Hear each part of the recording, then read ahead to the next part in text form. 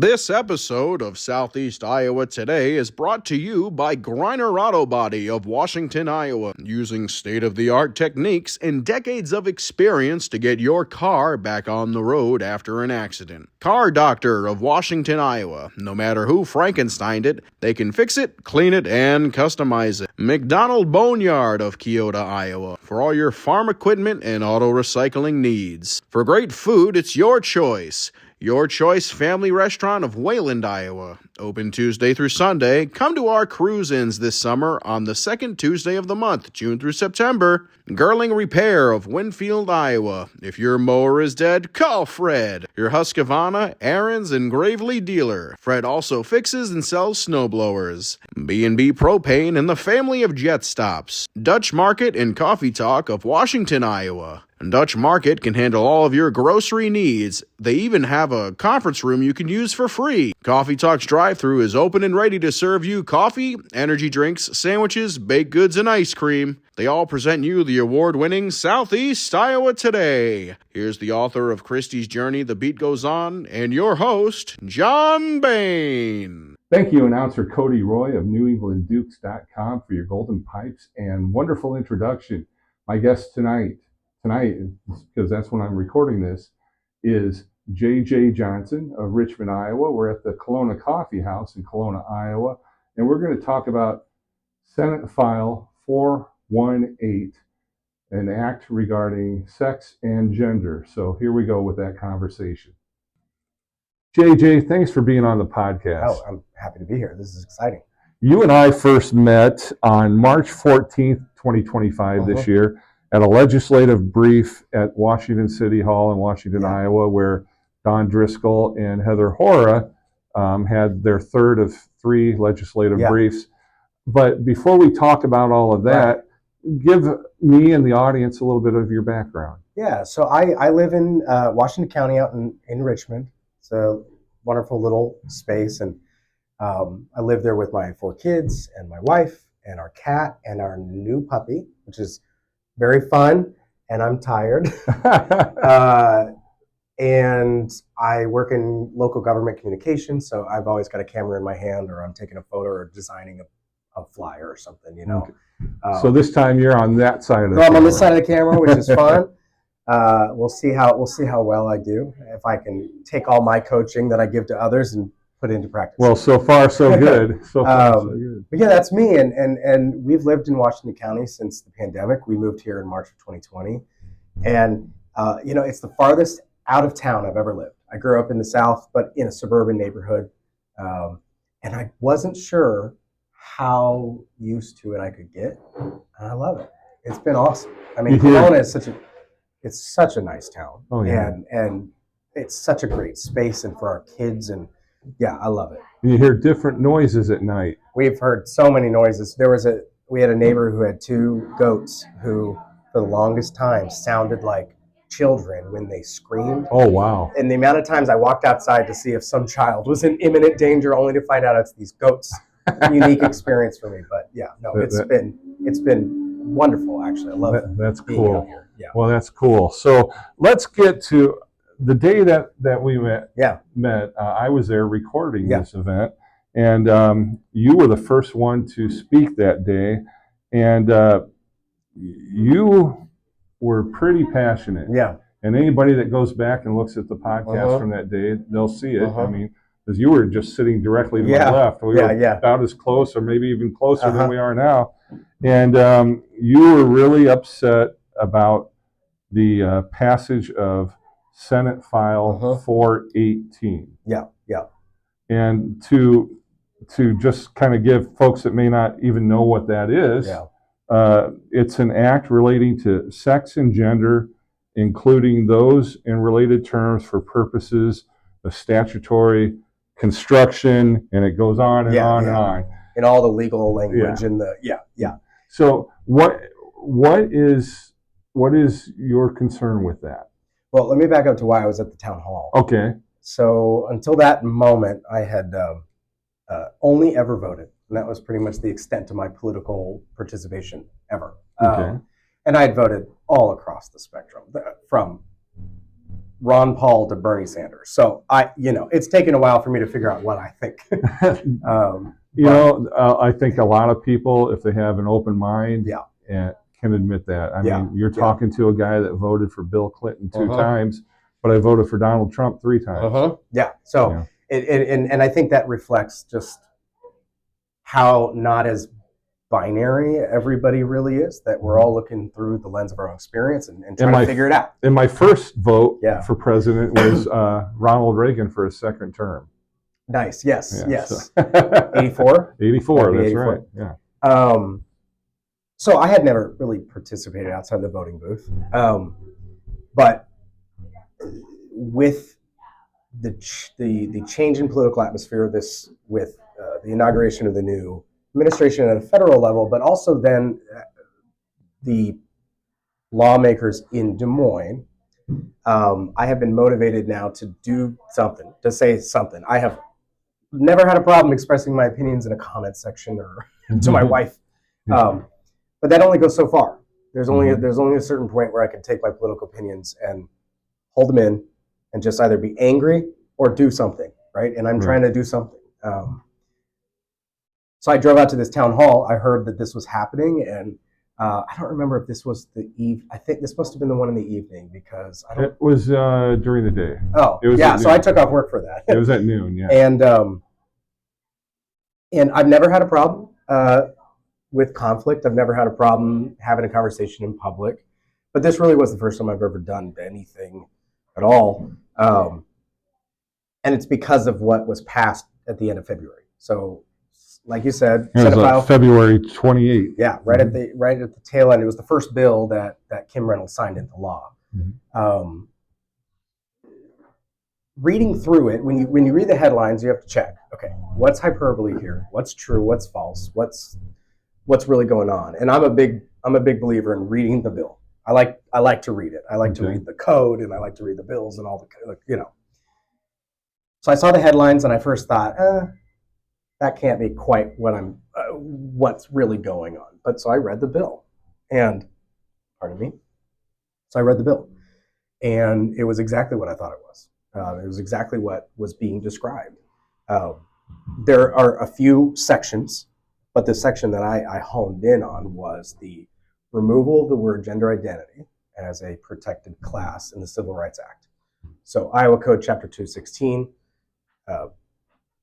provides certain amount of legal recourse for those who are discriminated against based on immutable characteristics of their identity.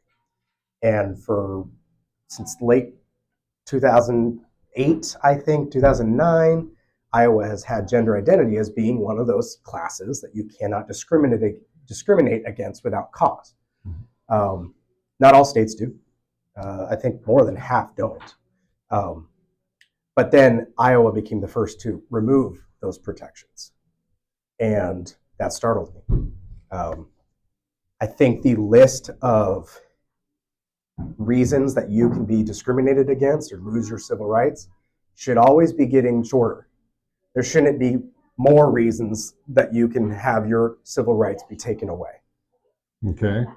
Well, one of the things, you asked point blank and pretty deliberate why they supported this. Right. And Heather Hora responded basically, and I quoted, I wrote it down here, and she says, you asked her, why did you do this? And she said, protecting girls by not allowing men into their personal spaces. And that's a direct quote from Heather Hora. And I'm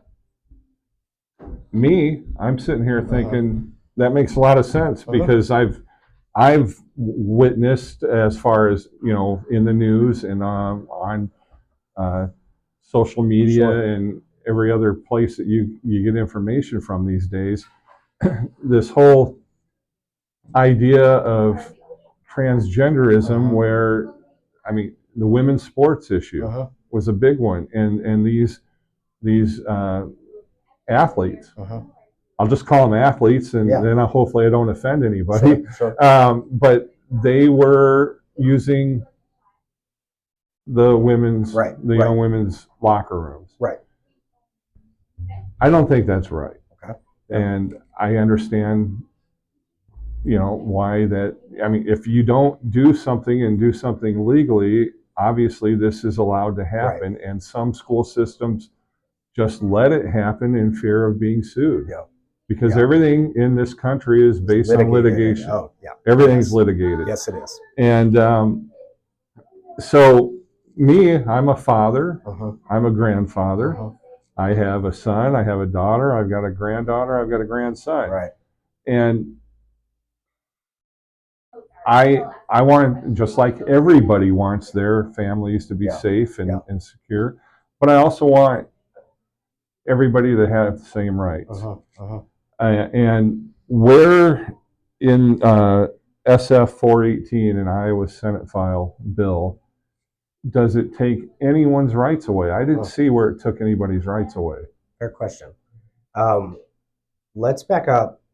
I see. So Heather Hora's response, protecting women and girls. That's not just Heather Hora either. That's what Kim Reynolds said. Mm-hmm. She made a video announcing the reasoning why, and tried to couch it in empathetic terms and practical terms, but honed in on the idea that this is designed to protect women and girls. There's two sides to that coin. I want to talk first about the procedural and the legislative. Okay. The issue of sports and the issue of bathrooms. These are the cultural touch points for this issue, and have been for years. I mean, you remember the Target bathroom bill from like 10, 15 years ago, right? We've been talking about this forever. Mm-hmm. Iowa addressed those specifically the last couple of years, have been addressing those through targeted bills. The issue of who can play in what sports at a youth level, there's already a bill written for that. They solved that problem. They put their mark on that problem a couple years ago. And how did they do it? They required that all students who join a sports team must join a sports team that aligns with the gender assigned at birth. So that one's done. Same with the bathrooms in schools. Now, maybe not so much in public spaces. Mm-hmm. So the notion that this was about addressing those issues is somewhat misleading, because those issues were addressed. Secondly, let's talk about the cultural side of things, protecting women and girls. I would hope that on an individual level, it's obvious that I agree. I also want to protect women and girls, right? Mm-hmm. I'm a father, I'm a husband. Even outside of those roles, that's just the default position of a decent person, right? Right. One of the things that I learned from my wife early on, as a man growing up, I never grew up with all the same fears as she did, because I was never sexually harassed. I was never looking over my shoulder in dark parking lots. Mm-hmm. And as I got married young, and so much of that was explained to me through my wife's eyes. And she would say, oh yeah, like when I'm walking through a parking lot, I've got keys between my fingers, or when I was 13, I was taking a run in North Liberty and an old man sexually harassed me. And as you hear those stories, I'll tell you the common denominator. It's not trans people.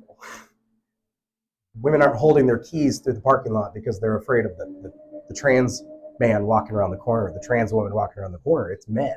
Mm-hmm. And the decision to malign, in spite of all evidence, malign this tiny minority of people and make them the scapegoat for all sexual assaults and physical assaults, and I think has a darker motive than what's really being led on. Because if we were applying that equally, we would be banning church youth camps. If you're a Christian, you've been part of a church, you either have to admit it or you have to deny it, that there's a rampant sexual abuse problem, almost entirely from that. And I hate that. Yeah. There's not like a defense of that. Mm-hmm. But it's true, and it sucks. But those are not, but we're not passing laws to prevent those kind of things targeting them in a cultural specific way, right? Obviously, the laws exist. You can't do say these things, there is laws, and right. But we're not. But the idea. So let's take the idea that a girl is worried about being sexually assaulted in a bathroom by someone who says they're a woman but is really a man. I remember there was an argument for the longest time about signs that say like gun-free zones, right? So you talk about, well, the good guys with the guns aren't going to kill anyone, and the bad guys with the guns are going to ignore the sign, right? Right. Same logic applies to bathrooms. Well, if you have a predator walking into a restroom, it doesn't matter what gender they are, or what the rules are. They don't even have to be a predator. The bottom line is, if they're biologically built differently than the females, historically in our society, forever, you had women's locker rooms, you have men's locker rooms, boys' locker rooms, girls' locker rooms. If you have a boy that's not sure if he's a boy or a girl, he's uncomfortable, and that's not fair. I understand that. But he is still biologically a boy. And our society is made up that way. And to change our society is going to take a lot more time. And people... Changes like that, yeah. And a lot of people, quite honestly, don't want that change. Sure. So from a legislative point of view, there are ways to address that problem. Again, the sports issue and the bathroom issue have a certain potency in this conversation. But neither of those issues are what drove me to that town hall. Mm-hmm. It's what comes later in the bill. So the Iowa legislature is fully capable and fully intelligent enough to find a targeted way of addressing those issues. However, they have now made it legal, or let's say far easier, to discriminate in areas that have nothing to do with women and girls' safety, or who's going to what restroom, or who's playing on what team. We're talking about the ability to discriminate in who you hire, the ability to discriminate in who you sell coffee to, or who gets a lease in an apartment building. And that goes on everywhere. It used to be a skin color issue, more so than a transgender issue. Right, absolutely. My point is, number one, of course, nobody wants to be. I don't want anybody to be discriminated against. Sure. I mean, I don't want anybody to feel uncomfortable, but I also don't want to be uncomfortable if someone's acting inappropriately in a public setting. I don't care if you're heterosexual, homosexual, or what. Yeah. If you are behaving in a way that makes everyone else around you cringe, no, it shouldn't be that way. Could you give an example of that? Well, drag queens in kindergartens classes. I don't think there's any need for that. I don't see any reason to expose any child to that kind of entertainment, quote unquote. And I wouldn't see anybody. I don't see any reason to expose a child that same age to a pole dancer with a woman. Right. None of that belongs in an elementary school, and it happened. I'm not making it up. This stuff has really happened. Those are examples of extremes. Yeah. Other extreme. Go ahead. But I still want to find out what was in that bill that you told me that was already there. Sure. Okay. So I won't lose track of that. Let's put the drag story hour in this box. Okay. That drag queen goes home, takes off their hair, takes off their makeup. Should their landlord deny them a lease when their lease is up because they're a drag queen, because they're trans, because they're non-binary? Should that person be denied a lease for that purpose? Not for that purpose. Would, if on the way home, that person wanted to stop at a Casey's and grab a slice of pizza, not even a drag queen, a person who looks like me but would request that you call me she. Call you what? She. Sheep? Use the she. She, Use the okay. pronoun she. If I were to ask you that, should I be denied a pizza slice at Casey's for that reason? Well, first of all, I'm going to use my own personal experience. Yeah. If I go in somewhere, all I want someone to say is ask me what I want, what slice of pizza I want, how much it is, and if they want to wish me a good day, that's it. Yeah. I'm not worried whether they think I'm a man or a woman or anything else. I agree. But if you go in there with this attitude that I'm going to just get upset if someone calls me, thank you, sir, when you look like a man, and you are a man, even though you don't identify that way, you got to rein it in a little bit. Yeah. So if that person goes into Casey's and is a jerk and treats the employees with disrespect, tell them to leave. Yeah. That's not the circumstance. What I'm asking is based on their identity. Well, how would you know? Because SF418 doesn't address issues of behavior, right? If you are a terrible tenant, you shouldn't be allowed to renew. If you're a terrible customer, you shouldn't be allowed to shop. That's not what this bill addresses. It doesn't put limits on what behavior you can regulate inside your businesses or at your job. Well, I guess the example that you're using, though, I don't see where that even needs to be an issue. Oh. Like, how would you even know? How would you know? And why would you? I mean, why would I care? Right. You know, and vice versa. I'll tell you, a couple different ways you would know is maybe during an interview. Maybe that's not buying pizza. Right, but I'm bouncing between the three a job interview. A job interview? Okay. Right, buying pizza, you shouldn't be able to tell. Right. But I'll ask you, would you say, if you're being honest, if I'm being honest, that there are people you look at and you might presume that person might be non-binary or trans? And if you don't, you're better than me. Because I would. Well, there would be people I might look at and be like, I bet that's what you are, or that's what you're thinking. And if I have that prejudice, there are people who will weaponize that assumption and deny service based on maybe a shirt you're wearing. If I was honest in this answer, what I would honestly feel, and I'm saying this, who knows how many hundreds of people will watch this, you know, I'm putting my reputation on the line. What I would say is, first of all, if they're overdoing their thing and they're not bothering me, I'm just going to go about my business. I'm probably not even going to engage with them. Mm-hmm. But on the same token, if there was someone that even looked like me and was over there doing their thing, I'm still not going to engage with them. I'm going to go about my business because I got tons of crap to do. Yeah. I don't have time to. What would you say overdoing their thing means? Oh, I see a lot of heterosexual PDA in public.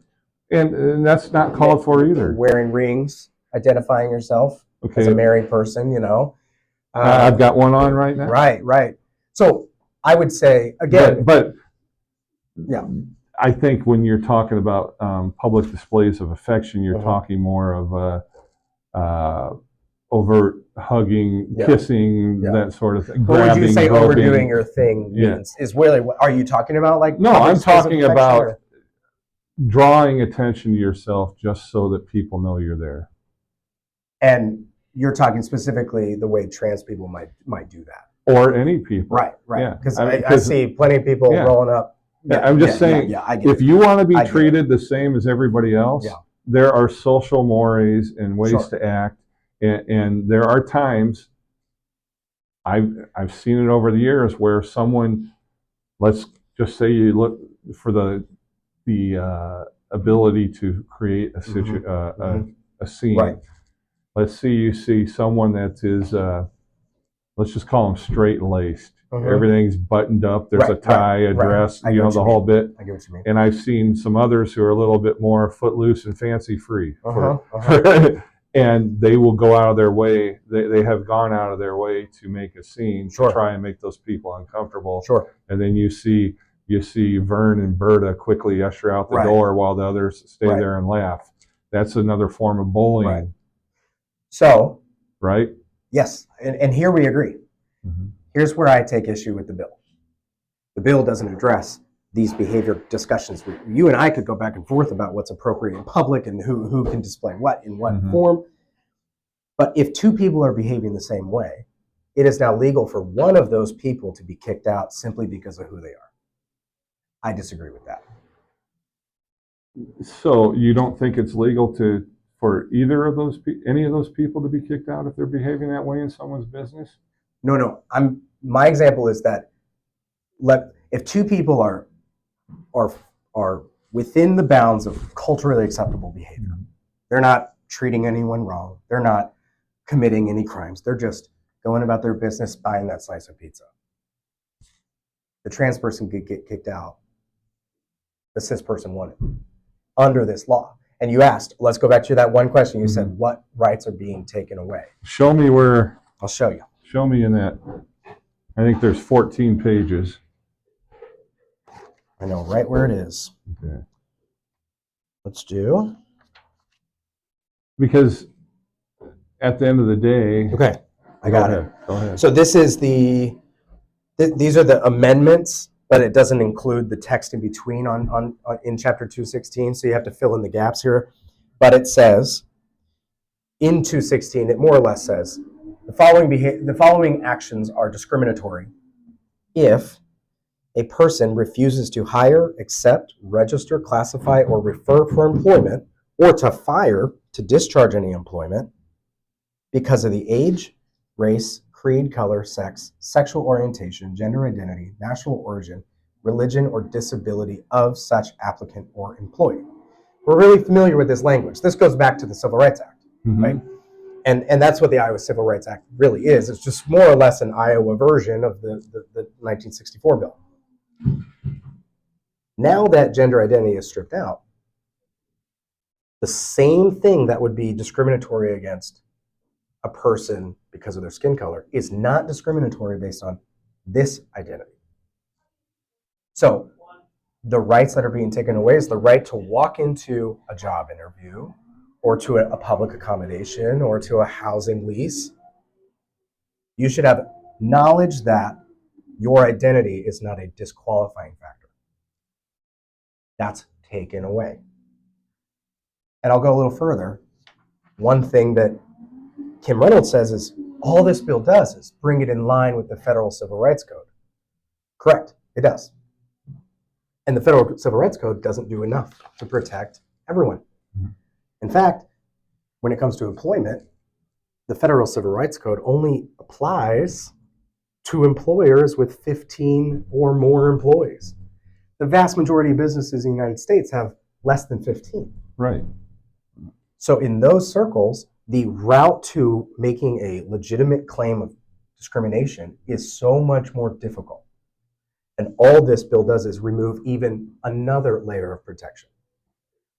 And to be really honest, removing a layer of protection in a cultural climate in which there is hatred for these people, for trans and non-binary people, not just a confusion or a distaste, but hatred. When you have popular cultural leaders with large followings saying we need to push transgenderism out of public life entirely, when you have a culture that pins all of social ills and all of the idea, well, it goes back, there was this stereotype dating hundreds of years that black men were predators and they couldn't control themselves. And that was portrayed in, what's the famous silent movie that was back in the day? What was it called? You know what I'm referencing, right? It's like 3 hours long. D.W. Griffith. Yes. Yeah. And you have this image of a black man. That was the one who made the movie. Right. You have this image of a black man who's just this uncontrolled predator. And that stereotype hasn't died off. But we are applying that same stereotyping to trans people by always stating this in terms of protection for others. We're always protecting someone else. While trans people are the subject of disproportionate amounts of abuse, suicide, being kicked out of their homes, homelessness, And yet it's that small minority that's being portrayed as the cause of all these evils. So you're saying with this bill, Kim Reynolds is saying, hey, if you wanted to do this, if you wanted to discriminate, here's your pass. Now, counterpoint from you. I'd be interested to hear your. Well, I'm your listening to all of that. Yeah. And one of the things that I look at is mental health. Mm-hmm. What drives someone to not want to be who they are? Now, transgenderism, I don't believe, is the same situation as someone who identifies as a cat or a dog. I think those are different issues. And just to bring those up, you know. Yeah, those are, you hear those stories, and they're sort of apocryphal, and you don't, I know what you mean. And then, you know, people have to act differently to appease those people. Right. But if you are a cat or a dog, cats and dogs don't belong in schools. Right. Yeah. Right. But anyway, and that story is very apocryphal. Yeah. But I'm getting off track. Right. So, you're talking about mental health. I'm talking about mental health because now there are people that are born with chromosome issues that make them not specifically male or female. Yeah. And biologically, they may look outwardly as one sex, but actually be inside their chromosomes. Actually, they may look like a male, but they may have the female. There's quite there's quite a number of variations in that intersex category. Right. Yeah. And those people, a lot of them, I know examples where their whole life they were on medication to make them, more, testosterone for male and all that. But then finally, at one point in their life, their doctor said, "Why are you fighting that? Why don't you embrace your true chromosome makeup?" I know that stuff's out there. I've seen it personally. Sure. But I also think that I think on a whole, what this country, there is so much division on so many levels, and it all ends up being political. Right. And then we all take sides. But politics, if you're an American, politics will always be in your life, whether you like it or not, and it will always control everything you do. Right. But I just feel that there needs to be other forms of help. And I don't know if all of this are we really helping these people to let them go off this other path? Okay. Yeah. I mean, it's a question. Yeah.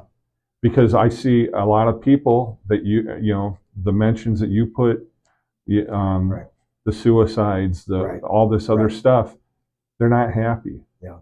And is it society's fault that they're not happy? Yeah. Or is it something inside of them that they're not happy?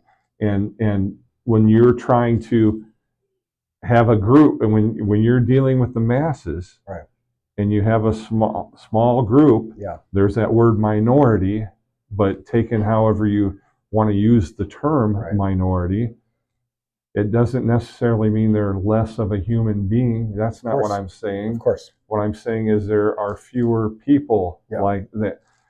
Well, and what you're saying is very... And it probably sounds racist to somebody. No.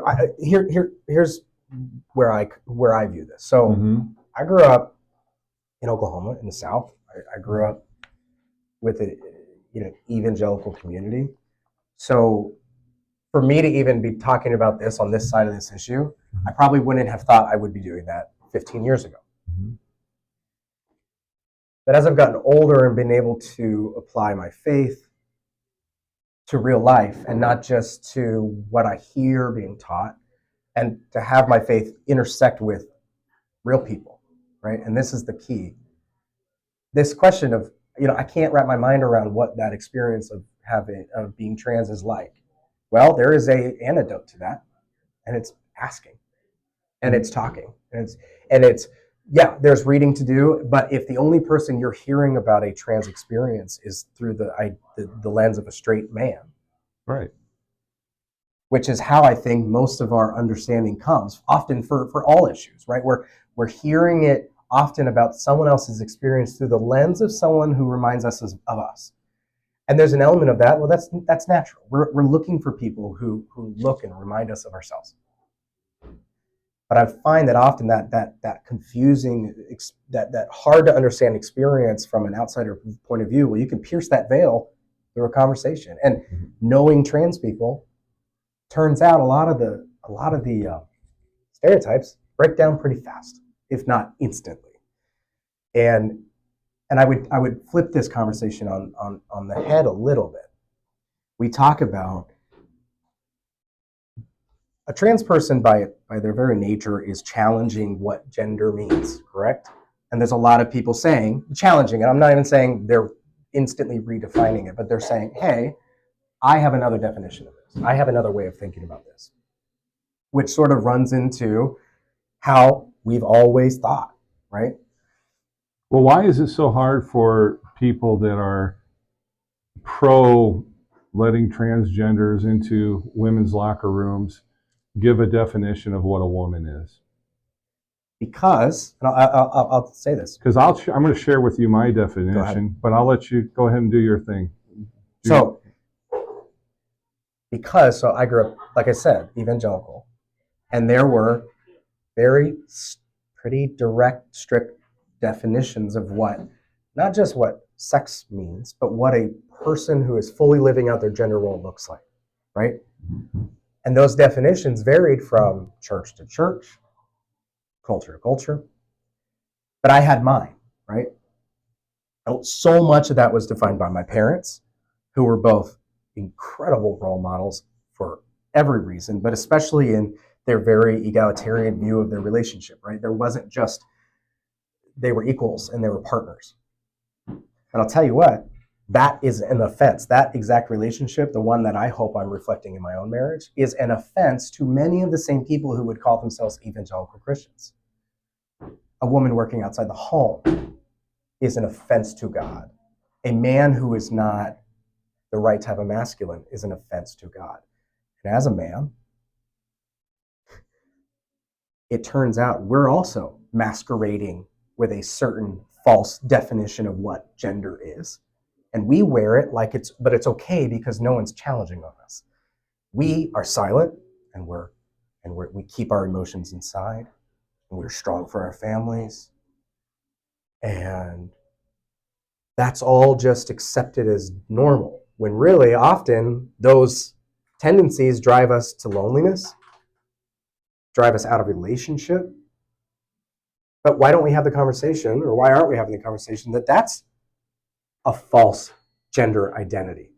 To be the stoic, unwavering man who, eventually is addicted to pornography, cheats on his wife, kills himself. And that's just a man's struggle. It could be that our Christian culture has also made up a definition of gender and forcibly placed that on people like me. Now, I was lucky enough to live in a home where that wasn't the case. Mm-hmm.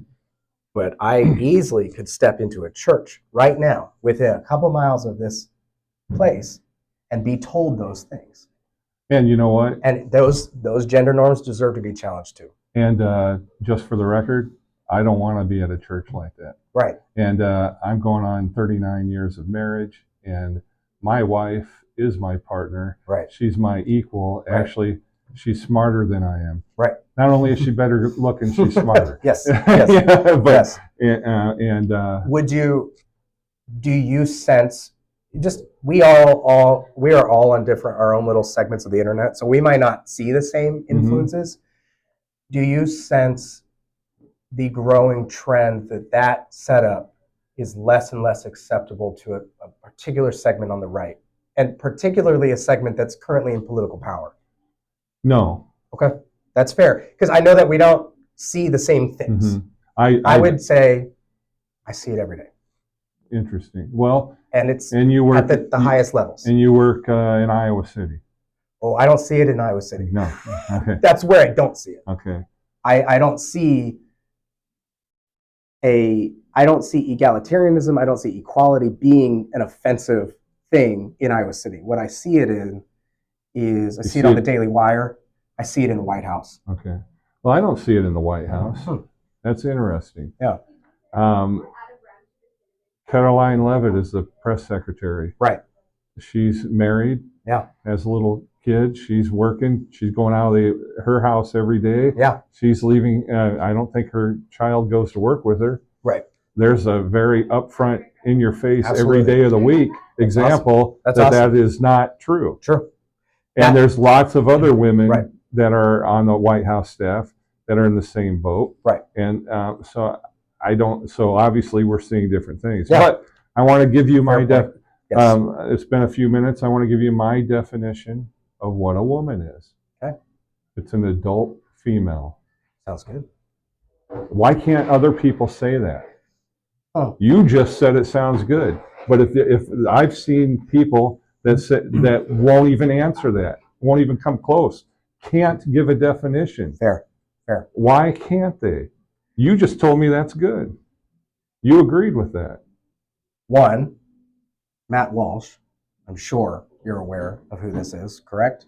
He did the documentary "What Is a Woman?" He popularized this question, right? He popularized this question. Okay, gotcha. He and the millions of people who see eye to eye with him are so offended by the notion that there is a group of people who are challenging their norms that they will go to any extent to avoid being offended by that, including this question, right? This question is designed for the purpose of saying, you either think like me or you should be embarrassed. That's the purpose. And now I'm not saying that's your intention. No, it's not. But when someone says, I don't think that's what a woman is. I think a woman is this or that. I think a woman can define herself. I've noticed nobody ever drops it after that. What that answer is then turned into is a threat to the very fabric of our nation. And you see that in the White House. Do you agree? What I see in the White House. Do you see the president and his administration as making trans people out to be a threat to the culture or moral fabric of the nation? And if you don't, we disagree very intensely. I think I can agree with that to an extent, but I also see someone who cares for all people. Mm-hmm. But there are situations where there's no time for debate on certain things. If you're in a situation like, I don't know all the details on this, but the president did something today, or announced something either today or yesterday about transgenders in the military.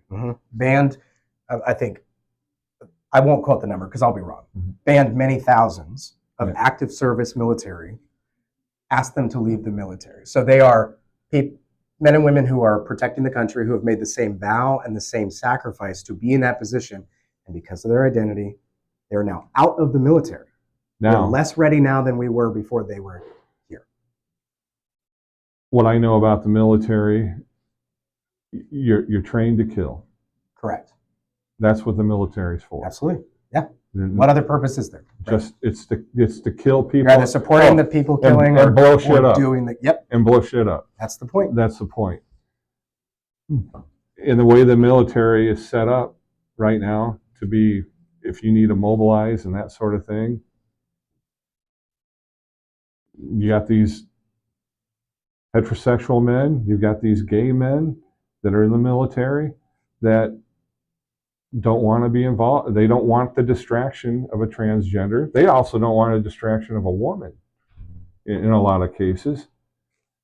At the end of the day, I don't have a perfect answer for it. I'm not a military strategist or anything, but I would have to take into account the people that have had the experience on all sides of it and then try and make a decision. What would you Would you have agreed with Trump in banning transgender individuals from the military?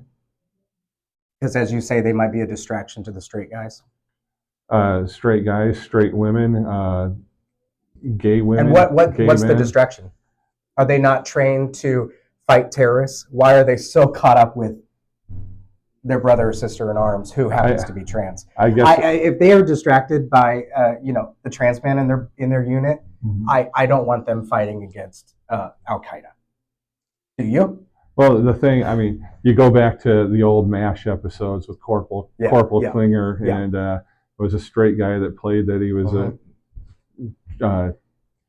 I don't know what would you even call him, gay or transgender, or what was? I'm not familiar with that character. I know the show. He was the one that dressed up like a woman. Oh yeah, I don't know. And he was always trying to get a Section 8 because Section 8 was basically said you were crazy, and they kicked you out of the military. Okay, then this is that MASH. This is that show. Yeah. Okay. So you have that kind of mentality that's still out there. Yeah. Good. So would you say your view of transgender people is primarily informed by that comedic character in that show? No. Okay. No. So let's talk real people, right? So quite honestly, I wonder if those straight men are distracted by the constant sexual assault and rape by other straight men in the military. What should we kick straight men out?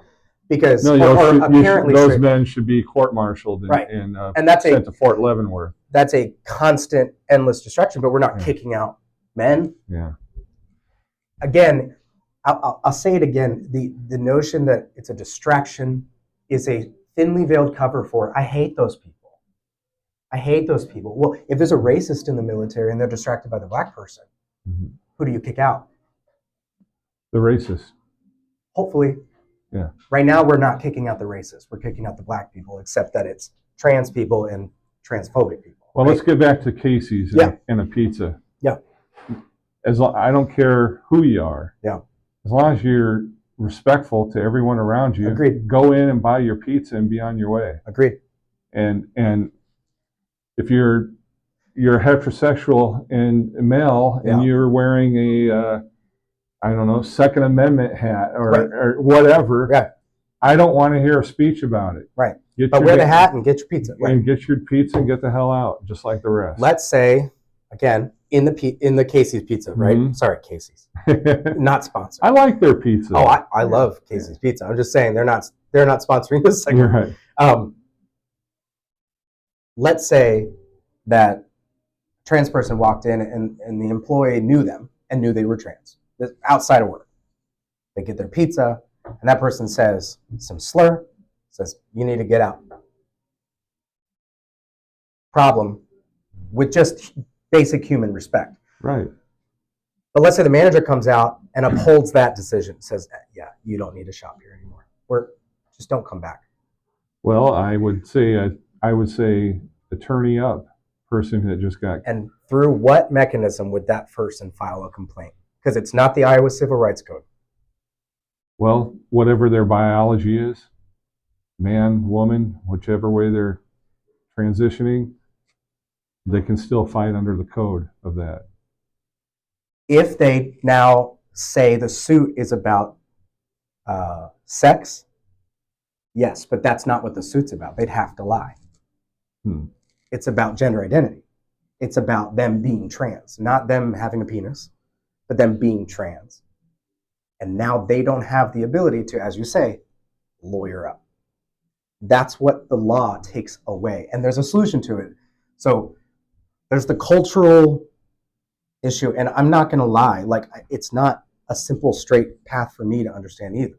Especially given my background. Like, I'm filtering so much through just like my Christian faith, right? I'm filtering all these things. So I understand the complexity and then like everything, once you get to a human level, everything becomes complex because it's people, right?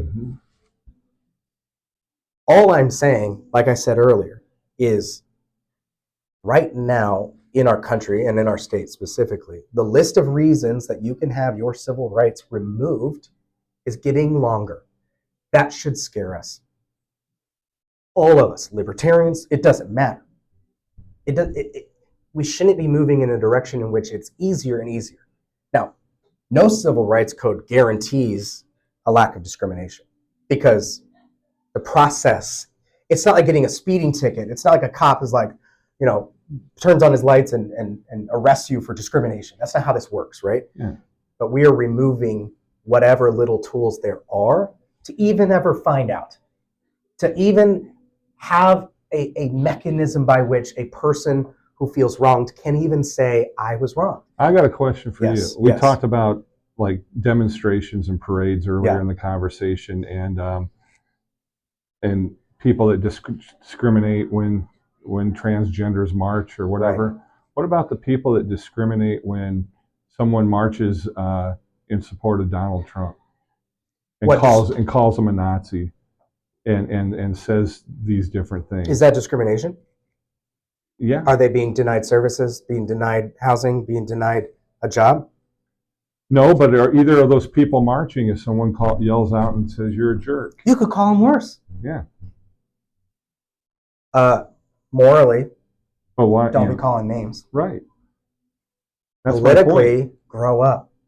You got called a Nazi. You got called a whatever. Well, suck it up, Buttercup. We got the First Amendment. That's what's happening, right? Your examples aren't discrimination. That's free speech. And the two individuals, shake it out, figure it out. If a trans person was the employer of a Donald Trump supporter, and even here, let's back up too. Would you say that being a Donald Trump supporter is an immutable characteristic of someone's identity? I wouldn't. I wouldn't either.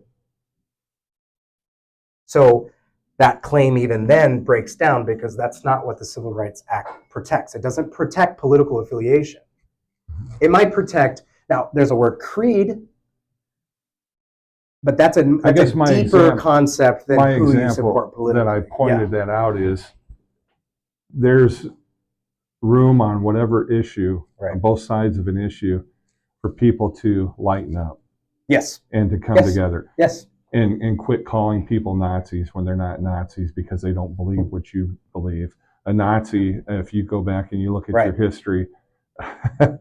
Now, the Nazi thing, when you're sig heiling, you at least invite the comparison. Well, when you say sig heiling, I can show you pictures of every politician, Democrat or Republican, that will be accused of sig heiling when they're not sig heiling. You're holding your hand up like this. Okay. That's not like this, like you're saying Heil Hitler. You are correct. I will agree. I mean, I've seen pictures of Hillary Clinton. Was she sig heiling? I've seen pictures of Hillary Clinton with reptilian skin. Well, photos aren't as these were undocumented, definitive as. But these were.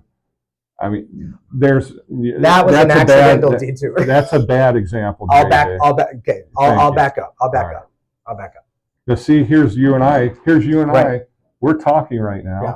You're not screaming at the top of your lungs. I'm not calling you whatever name in the book or out of a book. We're having. I'm not. So that's my goal of this conversation is to show that when we're educating each other. Yes. And in a civil manner. I'll tell you two responses to that. It's a lot easier for me to be calm. It's not my rights being taken away. I'm not the one who now faces a higher risk of losing my livelihood because I'm white, or because I'm a man, or because I'm a Christian, or whatever. But let me rephrase that. The trans people who are educating people and having rational conversations are then turned around and accused of being predators and being accused of unraveling the fabric of our nation and being used as a scapegoat for cultural issues that actually have their root with those accusing. So I can remain calm. I'm not the one at risk, and I'm not going to fault. Yeah, there's a line. There's a point at which the problem is no longer the politics, it's a personality. But when you hear across the nation trans people marching to the Des Moines State Capitol in opposition to this bill, I would hope if that happened to you, you would feel comfortable enough too to fight for your own rights. So I agree on the tenor and the tone,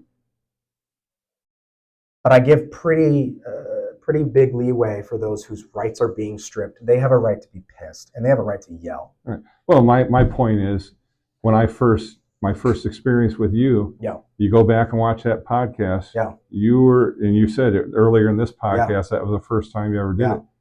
You were pretty intense. Yeah, I was mad. Yeah. Because of the bill that just stripped a bunch of my neighbors' rights away. Mm-hmm. And I'm going to be mad about that. Not because my goal in the morning, and this isn't personal, but my goal in the morning isn't to wake up and like tiptoe around whoever might be in the front seat and their feelings, right? And that's what you're asking, is like, what it can come across as being asked, but by a lot of people, is, well, facts over feelings unless they're my feelings.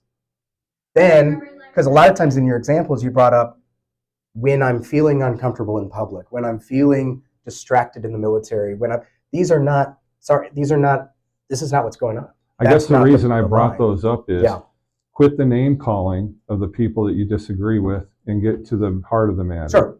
And remember that I can agree with that. Remember, you're both human beings. I can agree with that. At the end of the day, do you think the bill does that? Do you think the bill treats everyone like human beings? Do you think our legislator and our governor is treating everyone the way you're asking me and all of us to treat each other? Well, one of the things I'm going to say is what Heather Horace said. There's 28 states that have this same civil rights bill, and the things that you are describing don't happen on a daily basis any more than anything else that goes against any group of people happens. As far as not every person experiences that every second of the day of every day. Of course not. It might happen to them once, and I've had stuff that I don't want to talk about that have happened to me.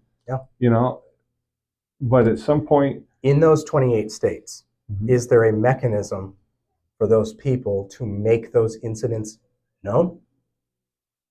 Is there a complaint process and a litigation process and a set of rights that can be appealed to in order to correct those things? Or do those people experience it and then know that they need to shut up about it, or else it only draws more harm to them? We're saying, well, it doesn't happen in those 28 states. We're not the ones experiencing it. There's no way we could even know, unless there was a process by which you can make those things known. And this is sort of like where I'm challenging myself on a personal level, is trying to transform my political interactions from having an opinion to trying to find a solution. Not just offering the anger and the critique, but offering a potential solution. And once you enter in that area, you have a lot more peace, but you also invite a lot more criticism, because solutions are meant to be critiqued. Can we talk about the solution next? And if we could all live by the golden rule, do unto others as you want done unto you, what a wonderful country it'd be. Problem is, maybe you'll agree with me, maybe you won't. I don't think we all agree what the golden rule is. I think we can quote the words. I don't think we can agree on the actions. I mean, to me,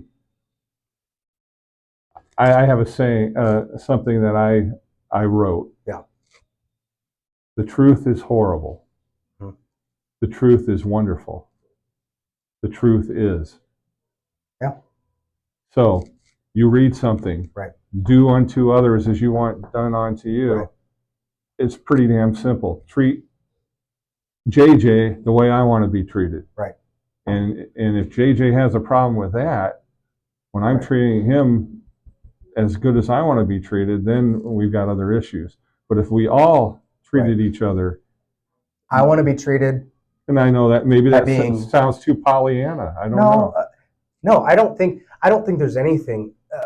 I think simple truths aren't cheesy. You can have simple truths, and here's a simple truth. I want to be fully protected by my Civil Rights Act. And I am. My neighbors aren't. And I want them to be treated the way I want to be treated. There are a lot of people who disagree. How are you? Show me where you're protected. If I am discriminated based on me being a man, if I'm discriminated based on my faith, if I'm discriminated based on the fact that 5 generations ago my family came here from Norway, if suddenly we have some huge uptick in anti-Norwegian sentiment, which I hope we don't. I hope we don't. I'm hoping. I have recourse. Okay, so if I am trans, I don't starting July 1st why don't you? because of the bill. If That you're stripped that mechanism out of my hands. whether you like it or not, when you're a trans, whether you're transitioning to have the appearance Mhm. and the appearance, for lack of a better word. And a lot of people of don't do the transition; they just identify. Okay, as, well, let me use that word. Right. You may identify as a man, Mhm. or you may identify as a woman. This law says we have to have some semblance of sameness for everyone.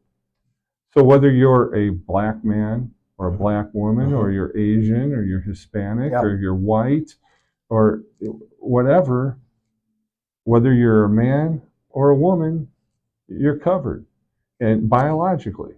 And these people, trans, whether they identify as a man or a woman, biologically, if they have to go to a hospital and have to have certain things done, a woman who identifies as a man, guess what? That man, if that man needs a hysterectomy to save that man's life, that man's going to get it. But that doesn't make that a man. And those people are fully capable of making those decisions and managing their health and managing their intimate and private So issues. my point is they don't lose that with this. I disagree. There you go. Well, here, that's a good way to wrap it up. We're at 59 minutes and 55 seconds of what I'm going to call podcast excellence. Yeah. We're going to wrap this up. Could I make a request, or we need to cut it? Well, let me say one more thing. I'm going to encourage the folks that are watching and listening to put some comments down. Yeah. Let us know your thoughts. Yeah. And remember, when you do this, for or against, whoever you are, be nice about it. Because I'm going to leave your comment there, and if you call me a dumbass, everybody's going to see how dumb you are. Yeah. If you call JJ a jerk, everybody's going to see how much of a jerk you really are. But I won't go ahead. ask for your rights to be taken away. And neither will I. Good. But go ahead. Say one more thing. All of this has, over the last couple months, encapsulated in a very specific action plan for me. I have been advocating for and promoting the idea of passing a civil rights ordinance, which is a mini civil rights act, but that applies to Washington County. And I'm glad you did bring this up. I had it in my notes because that day at the legislative brief, you said you were going to be speaking to the Washington County Board of Supervisors. Has any of that happened yet? I went. They told me that I couldn't talk in public comment, so I bothered them a lot through email until they caved and let me give some public comment. And after being promised that this would be an agenda item, they have refused to touch it. And so I'm continuing to be a thorn in their side because it needs to be discussed. And there is a practical solution. It's not perfect, and it won't solve all the problems, but it is a step. By passing a civil rights ordinance in Washington County, you give all neighbors, all residents, a means by which discrimination can be addressed. May 20th, 6:30 p.m. at the Washington Library. There is going to be an event, which I'll be speaking about this in more detail, explaining the role of the law, explaining how it impacts Washington residents and what we can do about it. I encourage everybody to come out, even if you disagree and you just want to, tell me why. Happy to. Maybe I'll even cover it as a podcast. I would love it. But May 20th, 6:30 p.m. at the Washington Library, we're talking about it. It's a tough issue. It's a tough one because it goes into all of our deeply held beliefs about some very intimate things. And my goal is that my kids and myself will grow up and live in a state that is not worried about what you say about yourself, but that we're just equal. And that's my goal. That's what I want to see. And it's going to take action to get there because not everybody agrees with me. Mm-hmm. And me personally, it's inherently in my mind and my fiber of being that we're all equal. Huh. And when I go into a room, I don't assume I'm the smartest guy in the room. I assume everybody else, man, woman, Yeah. is smarter than me, and Yeah. I'm going to learn something. So I wish our government at any level was run by people like that.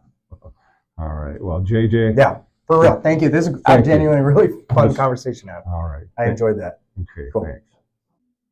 Once again, thanks to JJ Johnson for being on the program. Now, as I said, if you watched all the way through, I want you to leave comments. And I've got thick skin, so does JJ. But be decent when you leave your comments, because I'm going to leave them up there and people are going to see what a jerk you are if you're not decent. So be decent and give this episode a like, and make sure to follow and subscribe. It's free. Once again, thank you for watching. Obviously, this topic, you heard two sides of the issue between the two of us, and I'm sure there are others that have opinions for and against and everything in between. So like I said, please share your comments. Give this episode a like. Make sure to follow and subscribe. And once again, thank you for watching. Thank you to my sponsors, Griner Auto Body, Car Doctor, McDonald Boneyard, Your Choice Family Restaurant, Girling Repair, B&B Propane, and the family of Jet Stops, Dutch Market, and Coffee Talk. I'm your host, John Bain. Stay friendly, Southeast Iowa.